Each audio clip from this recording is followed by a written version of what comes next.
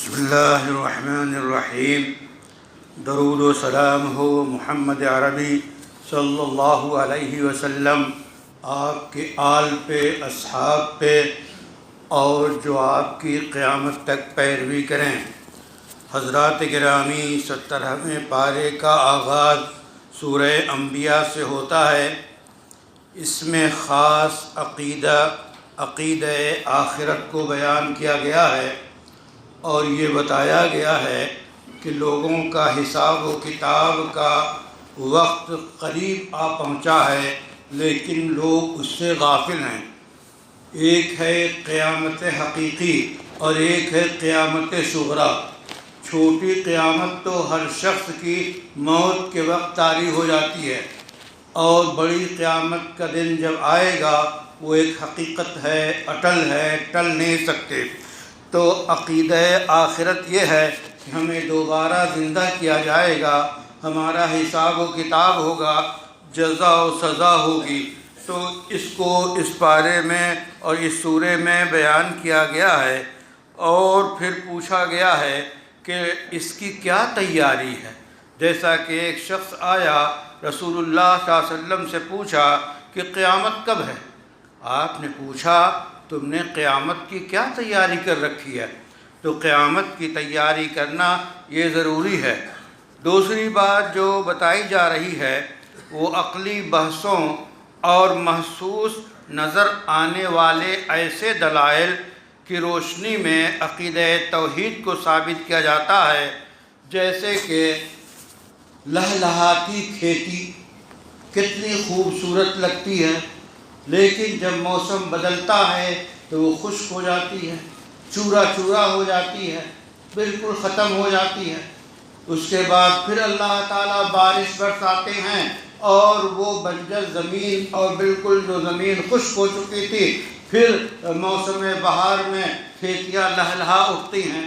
تو یہی حال انسان کی زندگی کا ہے کہ اللہ نے کس طرح زندہ کیا، اور اس کے بعد پھر موت طاری کرتے ہیں، اور اس کے بعد قبر میں انسان پہنچ جاتا ہے، پھر دوبارہ زندہ کرے گا۔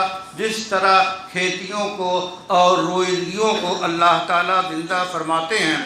اس کے بعد حضرت سیدنا ابراہیم علیہ السلام کے وہ واقعات ذرا تصور کیجئے۔ ایک ابراہیم یکو تنہا، اور پوری قوم اور ان کے معبودان باطل، وہ بتوں کا انبار، چھوٹے بت، بڑے بت، ایک طرح طرح کے، کتنی دیوی، کتنے بت، سب سامنے۔ ایک شخص اس قدر اعتماد، بھروسہ، قوت کہ تنہا سارے بتوں کو توڑ ڈالتا ہے۔ یہ عظیمت، یہ قوت ایک نبی میں ہو سکتی ہے، اور اللہ تعالیٰ کے قوت پیدا کرنے ہی سے قوت پیدا ہوتی ہے۔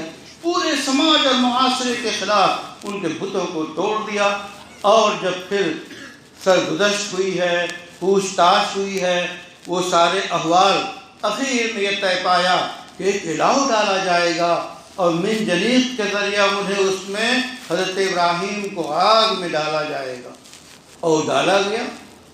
اور حضرت ابراہیم اپنی جگہ بالکل جمے ہوئے، پورا اللہ پہ بھروسہ، اور پھر وہ آگ کے لیے گلزار بن گئی۔ یا نار کونی بردا وسلاما، آگ کی صفت تو جلانا ہے، لیکن آگ تو اللہ کے حکم سے جلاتی ہے۔ اسی آگ کو جب اللہ کا حکم ہوا وہ گلزار بن گئی، ان کے لیے راحت کا سامان بن گئی۔ تو کس طرح بتوں کو حضرت ابراہیم نے توڑا، تو اس میں اعلیٰ درجے کا توکل، اعلیٰ درجے کا بھروسہ، یہ ایک نمونہ سامنے آتا ہے۔ اس کے بعد پھر نبیوں کے واقعات تفصیل سے بتائے گئے ہیں، اور یہ بتایا گیا ہے کہ نبیوں کی مخالفت کرنے والوں کے ساتھ کیا برتاؤ ہوتا ہے، ان کو کس طرح ہلاک و برباد کیا جاتا ہے، اور اللہ کے دوستوں کو کس طرح شادکام اور کامیاب کیا جاتا ہے۔ پھر سورہ انبیاء میں نبیوں کے اللہ سے گہرے تعلق کا تذکرہ ہے کہ ایک نبی کا اللہ سے کیسا گہرا تعلق ہوتا ہے، اور اس کے شاندار نمونے پیش کیے گئے کہ وہ حالات میں کس طرح صبر آزمائی سے کام لیتے ہیں اور جمے رہتے ہیں تو اللہ ان کو نجات دیتا ہے۔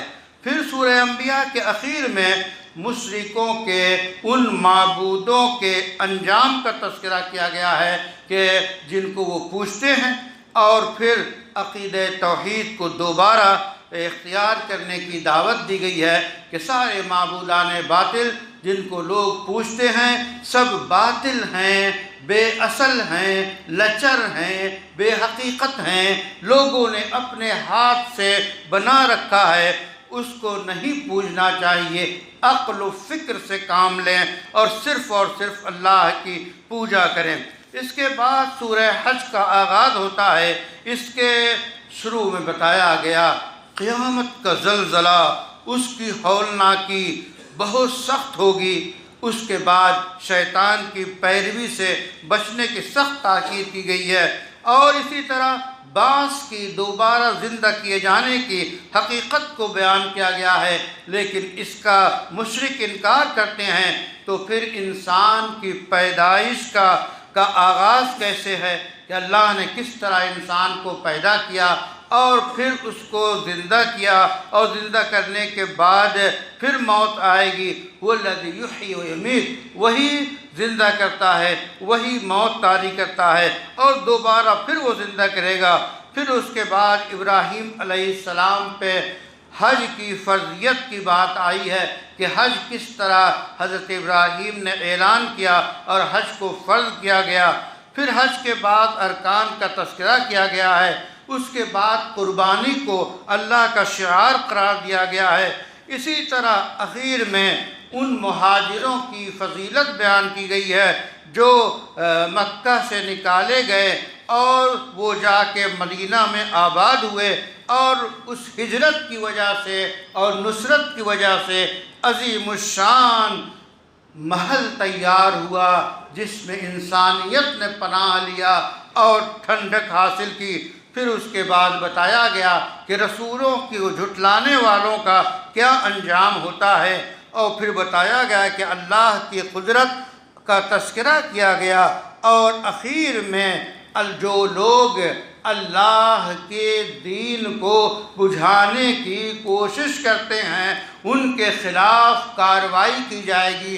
جو لوگ بغاوت کرتے ہیں ان باغیوں کو کچلا جائے گا، جس کا اسلامی نام شرائط کے تحت جہاد ہے۔ اس کی فرضیت کی گئی اور اس کو ادا کرنے کی اپیل کی گئی کہ جیسے حالات ہوں اس کے مطابق نبی اکرم صلی اللہ علیہ وسلم نے اقدامات کیے، اور ایسے اقدامات کیے کہ آپ کی پوری زندگی جو ہے غزوے سے بھری ہوئی ہے۔ ہر جگہ دشمنوں کے مخالفت اور کبھی بغاوت کو کچلنا، اور جو لوگ راستے میں بریگر بن کے رکاوٹ بنتے ہیں ان کا آپریشن کرنا تاکہ انسانیت کو امن و امان ہو۔ یہ ایک بہترین نظام کی علامت ہے۔ اللہ سے دعا ہے کہ ہمیں قرآن پڑھنے اور سننے اور اس کے مطابق عمل کرنے کی مکمل توفیق عطا فرمائے۔